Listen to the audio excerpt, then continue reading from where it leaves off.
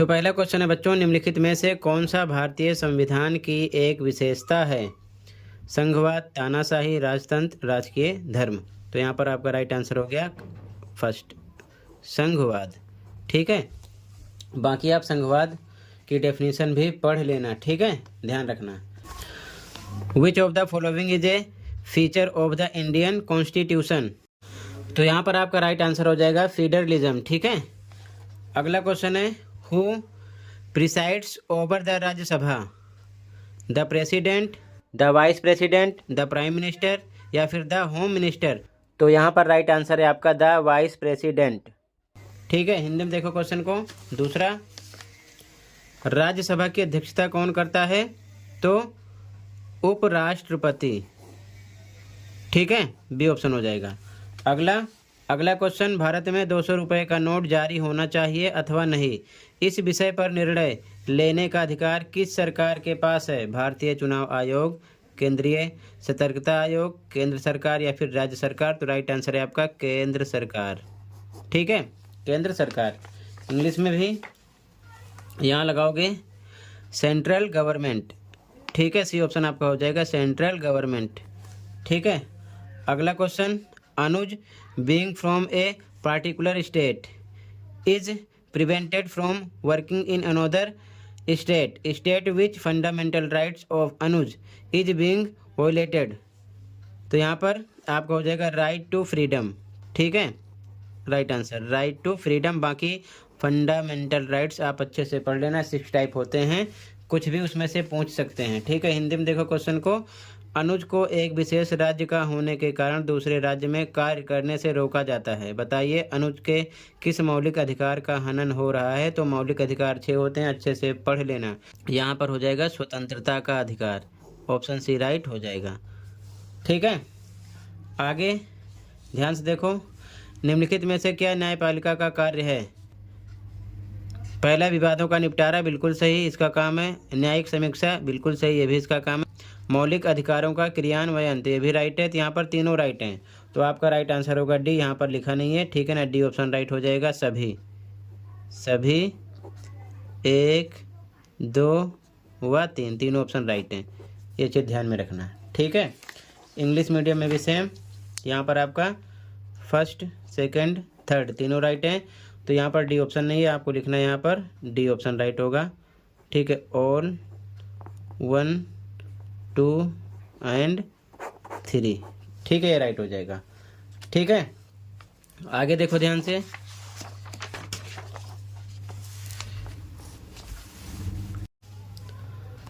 अगला क्वेश्चन है, which article of Indian constitution prohibits untouchable? तो यहाँ पर आर्टिकल 17। ठीक है, राइट आंसर सी हो जाएगा। ठीक है, ध्यान रखना। हिंदी मीडियम में भी देखो, क्वेश्चन नंबर 6, भारतीय संविधान का कौन सा अनुच्छेद अस्पृश्यता का निषेध करता है? तो अनुच्छेद 17, सी ऑप्शन हो जाएगा। ठीक है, अगला, मांझा प्रवास पुस्तक के लेखक कौन थे? तो मांझा प्रवास पुस्तक के लेखक पहला ऑप्शन है राम भट्ट गोडसे, दूसरा है विष्णु भट्ट गोडसे, तीसरा है श्याम भट्ट गोडसे, चौथा है कृष्ण भट्ट गोडसे। तो यहाँ पर आपका राइट आंसर हो जाएगा option number B, Vishnu Bhatt Godse. ठीक है, ऑप्शन नंबर बी राइट हो जाएगा, विष्णु भट्ट गोडसे। ठीक है, इंग्लिश मीडियम में भी same, who was the author of the book Majha Pravas? तो बी ऑप्शन। ठीक है, विष्णु भट्ट गोडसे। ठीक है, question 7, what was the reason of the defeat of Nawab Siraj-ud-Daulah in the battle of Plassey? तो यहाँ पर आपका राइट आंसर हो जाएगा option number A, the forces led by Mir Jafar did not participate in the battle.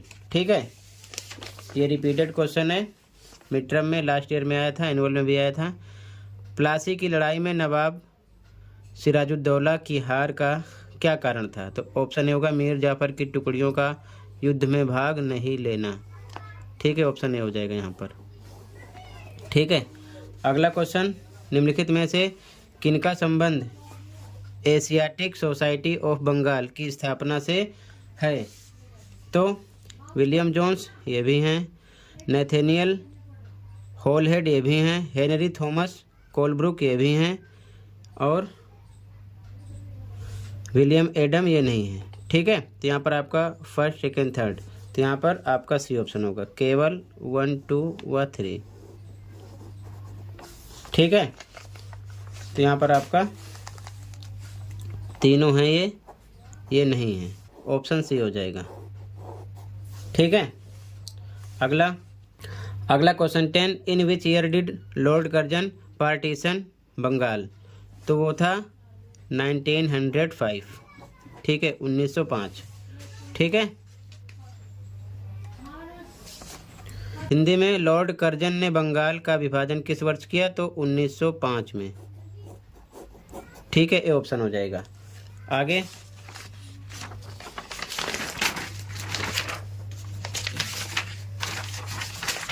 अगला क्वेश्चन, बहादुर शाह जफर ने अपने जीवन के अंतिम वर्ष किस जेल में व्यतीत किए?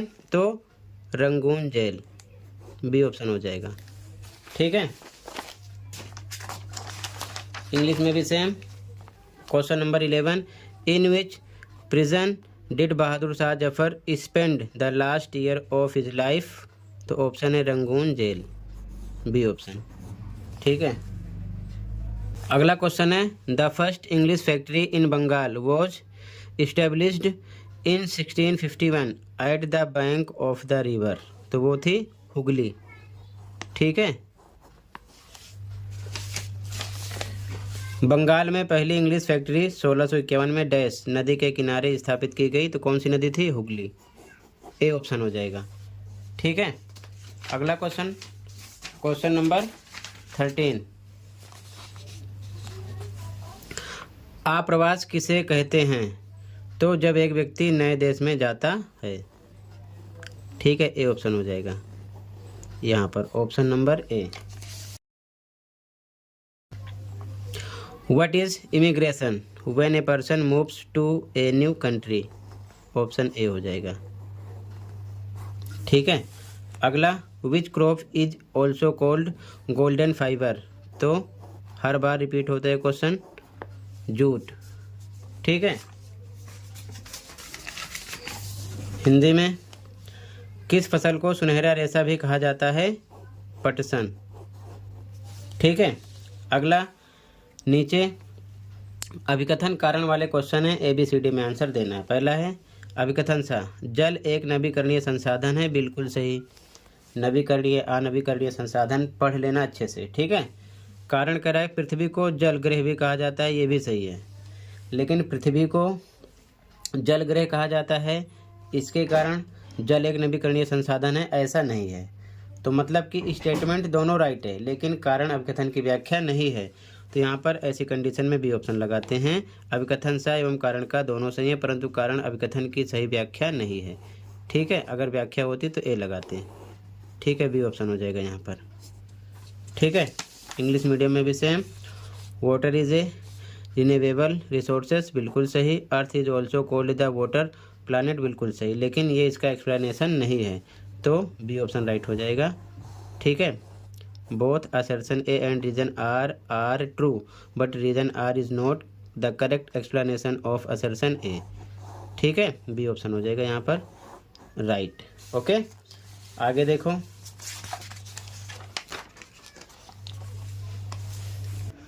तो बच्चों यहाँ से लास्ट ईयर का एनुअल प्रैक्टिस पेपर डिस्कस कर रहे हैं दोनों एक साथ, ध्यान से देखो। क्वेश्चन नंबर 1, सार्वभौमिक वयस्क मताधिकार का अर्थ है, क्या अर्थ है? देश के सभी वयस्क नागरिकों को वोट देने का अधिकार, ये इसका अर्थ है। ठीक है, ए ऑप्शन राइट है। अगला क्वेश्चन नंबर 2, लोकसभा में सत्तारूढ़ दल का नेता कौन होता है? तो लोकसभा में होता है प्रधानमंत्री। ठीक है, बी ऑप्शन हो जाएगा। ठीक है, बी ऑप्शन राइट हो जाएगा क्वेश्चन नंबर फर्स्ट के सेकंड में। अगला क्वेश्चन,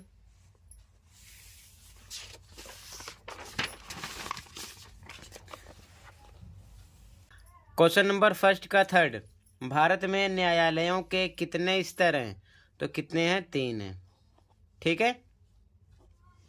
अगला, दहेज लाने के लिए महिला को परेशान करना कौन सा कानून है? तो आपराधिक कानून है। कौन सा कानून है? आपराधिक कानून। ठीक है। अगला, पहले का पांचवा, भारतीय संविधान के किस अनुच्छेद के तहत अस्पृश्यता को समाप्त किया गया? तो यहाँ पर ऑप्शन नंबर सी राइट है, अनुच्छेद 17। ओके। अगला क्वेश्चन, भारतीय संविधान के जनक के रूप में किसे जाना जाता है? तो डॉक्टर भीमराव अंबेडकर को। ठीक है, क्लियर है। अगला, अंतर फसल क्या है? तो मिट्टी को बारिश से बचाने के लिए अलग अलग फसलें वैकल्पिक पंक्तियों में उगाई जाती हैं और अलग अलग समय पर बोई जाती हैं, यही अंतर फसल है। ठीक है, इसमें आपका ए ऑप्शन हो जाएगा। अगला क्वेश्चन, रोपण कृषि से आप क्या समझते हैं? तो आंसर है, यह एक व्यावसायिक खेती है जहां एक ही फसल बड़ी संख्या में उगाई जाती है। ठीक है, ए ऑप्शन राइट हो जाएगा इसमें। क्लियर है। आगे,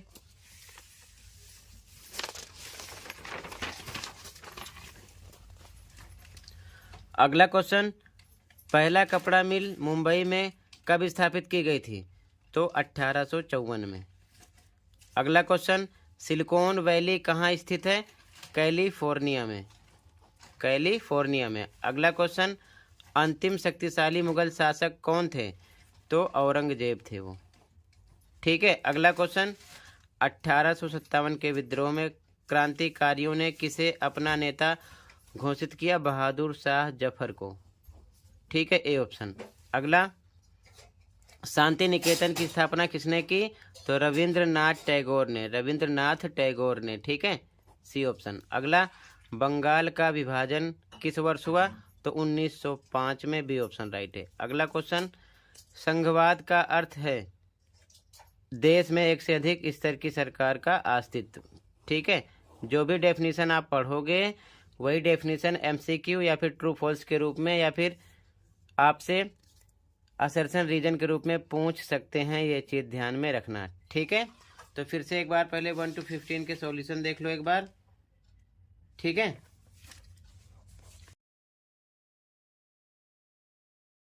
तो यहाँ देखते चलो, फर्स्ट में फर्स्ट, सेकंड में सेकंड, इसके बाद में फटाफट एक बार मैच कर लो।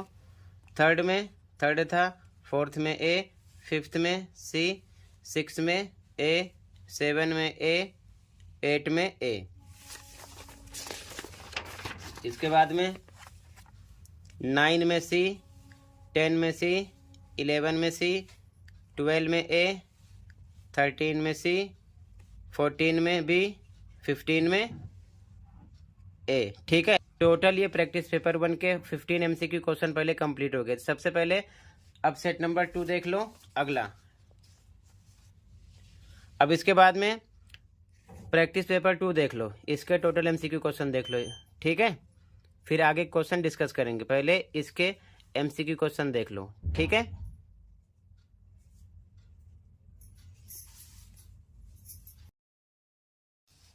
सीधा आ जाओ फर्स्ट क्वेश्चन पे।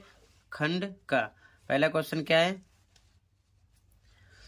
निम्नलिखित में से कौन सी फसल सुनहरा रेशा के नाम से भी जानी जाती है? तो कौन सी है? जूट। ठीक है, अगला, फर्स्ट का सेकंड, 1756 में डैश मृत्यु के बाद सिराजुद्दौला बंगाल का नवाब बना। तो यहाँ पर सी ऑप्शन राइट है, अली वर्दी खान। ठीक है, अगला, फर्स्ट का थर्ड, हंगरी देश के साथ हमारे देश के संबंध किस प्रकार के होने चाहिए, इस विषय पर निर्णय लेने का अधिकार किस सरकार के पास है? तो केंद्र सरकार।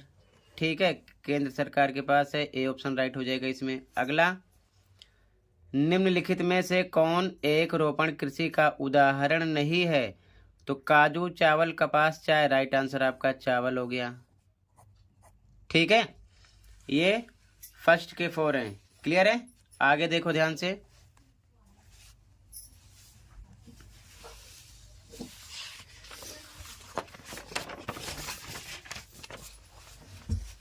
अगला फर्स्ट का 5 क्वेश्चन है, निम्नलिखित में से कौन भारतीय संसद का अंग है?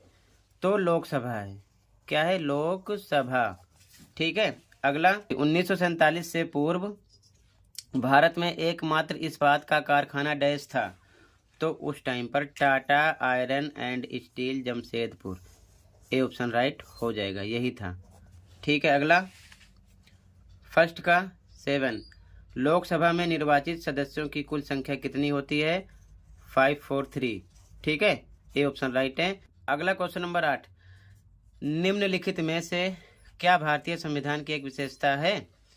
तो यहाँ पर ये भी नहीं है, राजकीय धर्म, राजतंत्र भी नहीं है, केंद्रीकृत शासन व्यवस्था ये भी नहीं है। राइट आंसर आपका है बी, शक्तियों का बंटवारा।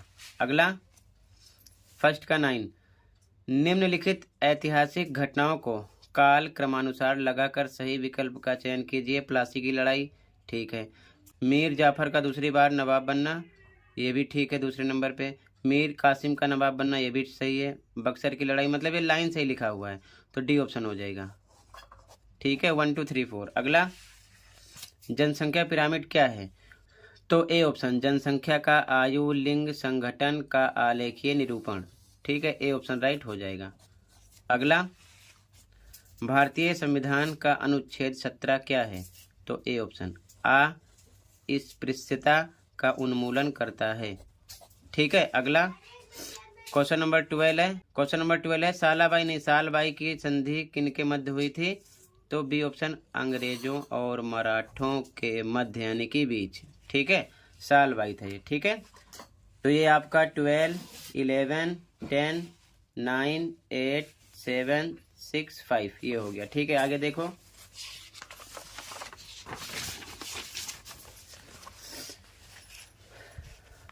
फर्स्ट का 13, निम्नलिखित में से किस मुगल बादशाह की मृत्यु रंगून में हुई? तो हो जाएगा बहादुर शाह जफर। ठीक है, सी ऑप्शन। अगला मनीषा के समानता के अधिकार का हनन किया गया एवं उसे इसके लिए अदालत जाने से भी रोका जा रहा है। बताइए मनीषा के किस मौलिक अधिकार का हनन हो रहा है? तो संवैधानिक उपचारों का अधिकार। अगर कहीं धर्म वर्म की बात आती तो हम लिख देते धार्मिक स्वतंत्रता का अधिकार, उसी हिसाब से हम सोचते हैं। ठीक है ना। तो मौलिक अधिकार टोटल 6 हैं, उनको आपको अच्छे से पढ़ना है। किसी भी मौलिक अधिकार से रिलेटेड आपसे क्वेश्चन किया जाएगा दोनों शिफ्ट में। ठीक है, ध्यान रखना। अगला, नीचे दिए गए प्रश्न में 2 प्रकथन दिए गए हैं, एक संकल्पना सा, दूसरा कारण का। कथनों को पढ़िए और सही विकल्प का चयन कीजिए। संकल्पना सा, वनों का संरक्षण आवश्यक है, बिल्कुल सही, क्योंकि अगर वन नहीं होंगे तो हमें ऑक्सीजन नहीं मिलेगी, वायुमंडल साफ सुथरा नहीं रहेगा। ठीक है ना, काफ़ी समस्या होगी, प्रदूषण फैलेगा, तो इसीलिए संरक्षण आवश्यक है। कारण, वन हमारी संपदा है, ये भी सही है, और वन हमारी संपदा है इसीलिए इसका संरक्षण भी जरूरी है। मतलब कि ये लाइन जो है कारण, ये संकल्पना की व्याख्या भी कर रही है। तो जब ऐसी कंडीशन होती है तो हम ए ऑप्शन लगा देते हैं। ए का मतलब संकल्पना सा और कारण दोनों सही हैं, एवं कारण यानी कि दूसरी लाइन, संकल्पना यानी पहली लाइन की सही व्याख्या भी कर रहा है, तो ए ऑप्शन आपका हो जाएगा इसमें। ठीक है, क्लियर है। अब खंड खा पे आ जाओ। पहला क्वेश्चन, हाशियाकरण से निपटने हेतु कुछ सुझाव दीजिए। 2 नंबर का है, हाशियाकरण से निपटने हेतु कुछ सुझाव। तो इसका सॉल्यूशन देखो, आंसर 2, ध्यान से देखो। हाशियाकरण से निपटने हेतु कुछ सुझाव दीजिए। तो आंसर 2 में पहला पॉइंट, शिक्षा के प्रसार द्वारा, शिक्षा का प्रसार कर दो। ठीक है, उसके बाद में दूसरा, लोगों को उनके अधिकारों के प्रति जागरूक करके, उनको अधिकारों के प्रति जागरूक करेंगे तब भी क्या हो जाएगा, उससे निपटा जा सकता है। ठीक है, तो ये 2 क्या हो जाएंगे, सुझाव। 2 नंबर का था, 2 पॉइंट काफी है। क्लियर है। अथवा वाला क्वेश्चन देख लो, हाशियाकरण के दुष्परिणाम बताइए। दुष्परिणाम कौन कौन से थे? तो देखो, अथवा वाले का आंसर है, सामाजिक समस्या उत्पन्न हुई थी, मानसिक समस्या, शारीरिक समस्या उत्पन्न हुई थी। 3 पॉइंट मैंने लिख दिया, कोई 2 इसमें से याद कर लो। तो ये कौन सा आंसर हो जाएगा, हाशियाकरण के दुष्परिणाम। समझ गए? क्लियर है, ये इसका आंसर हो गया अथवा का। ठीक है, आगे देखो ध्यान से। अगला क्वेश्चन नंबर 3 है, भारत में अंग्रेजी शासन को बढ़ाने में प्लासी की लड़ाई का महत्व बताइए। ठीक है, क्वेश्चन 3, भारत में अंग्रेजी शासन को बढ़ाने में प्लासी की लड़ाई का महत्व बताइए। तो इसका आंसर लिखोगे 3 में, प्लासी के युद्ध में ब्रिटिश विजय 1757 ईस्वी, ने बंगाल से नवाबों के नियंत्रण को समाप्त किया। इसके बाद नए नवाबों से अंग्रेजों ने राजनीतिक कूटनीतिक तरीके से भारत में अंग्रेजी शासन को फैला दिया। मतलब ये उनकी चाल थी। ठीक है ना, ये आंसर नंबर 3 हो जाएगा। क्लियर है? और भी इसको ज़्यादा एक्सप्लेन करके लिख सकते हो, आपकी मर्जी है। क्लियर है? तो ये आपका आंसर नंबर 3 हो जाएगा। अगला क्वेश्चन 4, भू निम्नीकरण के कोई 2 कारण बताइए। भू निम्नीकरण के कोई 2 कारण बताइए। क्वेश्चन नंबर 4 देख लो। ठीक है, इसका आंसर देख लो। क्वेश्चन नंबर 4 का आंसर है, तो एक तो पहला कारण है अति सिंचाई, ज़्यादा सिंचाई करना। उसके बाद में अनियंत्रित चराई, जो पशुओं की चराई होती है। उसके बाद में वनों की अंधाधुंध कटाई, ये भी पॉइंट है। अगला खनन, यानी जगह जगह खनन करना यानी खोदना। तो 4 पॉइंट मैंने लिख दिया, कोई 2 आप याद कर लो। आंसर नंबर 4 हो जाएगा। क्लियर है? ये आंसर नंबर कौन सा हो जाएगा आपका? 4। Answer number 4। आगे देखो क्वेश्चन 5, जलियांवाला बाग हत्याकांड पर अपने विचार प्रकट कीजिए।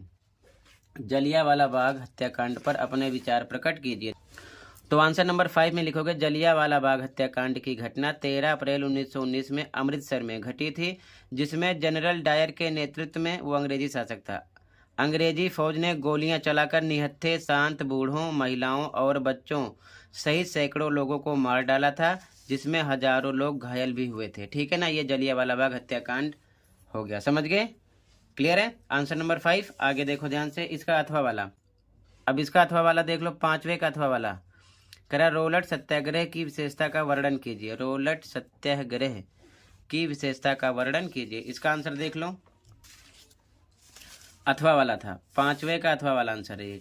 ठीक है, लिखोगे तो अथवा वाले में पहला पॉइंट लिखोगे, ये ब्रिटिश सरकार द्वारा पारित 1919 के अराजक और क्रांतिकारी अपराध अधिनियम का लोकप्रिय नाम था। पहली विशेषता ये हो गई। दूसरा, इसे काला अधिनियम के नाम से भी जाना जाता था। और तीसरा, अंधा या काला कानून होने के नाते सभी भारतीय नेताओं द्वारा इसका विरोध किया गया। 3 पॉइंट मैंने लिखा है, आप कोई 2 इनमें से लिख कर याद कर लो। इसकी और भी विशेषताएं हैं। समझ गए ना? तो ये आपका 5वें का अथवा वाला आंसर हो जाएगा। समझ गए? क्लियर है? आगे देखो, खंडगा का पहला क्वेश्चन, राज्यसभा की विशेषताओं का उल्लेख कीजिए। मोस्ट इंपोर्टेंट क्वेश्चन है, ध्यान रखना। ये आपको 9th में 10th में मिलेगा ये क्वेश्चन। तो आंसर 6 का पहला, तो आंसर 6, राज्यसभा की विशेषताएं लिखोगे। राज्यसभा संसद का एक अंग है। दूसरी विशेषता, ये संसद का उच्च सदन होता है। तीसरी, इसमें सदस्यों की संख्या 245 है। ठीक है, क्लियर है? 245 है। अब एक चीज और ध्यान में रखना, कभी कभी क्वेश्चन कर लेते हैं कि उच्च सदन के नाम से किसे जाना जाता है, तो राज्यसभा होता है। ये भी ध्यान में रखना। ठीक है ना? या सदस्यों की संख्या पूछ लेंगे एमसीक्यू क्वेश्चन में, तो राज्यसभा में 245 होते हैं। ठीक है, आगे देखो ध्यान से। इसका अथवा वाला क्वेश्चन है, लोकसभा की विशेषताओं का उल्लेख कीजिए। लोकसभा की विशेषताओं का उल्लेख कीजिए। तो इसका आंसर देखो, लोकसभा वाला। इसमें लिखोगे अथवा वाला, इसका 6ठे का अथवा। ठीक है, लोकसभा संसद का एक अंग है। दूसरा, ये संसद का निम्न सदन होता है।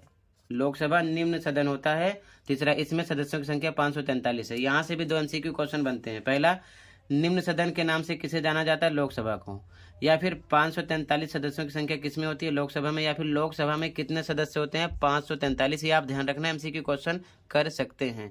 ठीक है, तो ये 6 क्वेश्चन मोस्ट इंपोर्टेंट है, ध्यान देना। ठीक है, एमसीक्यू क्वेश्चन भी इसमें से कर सकते हैं।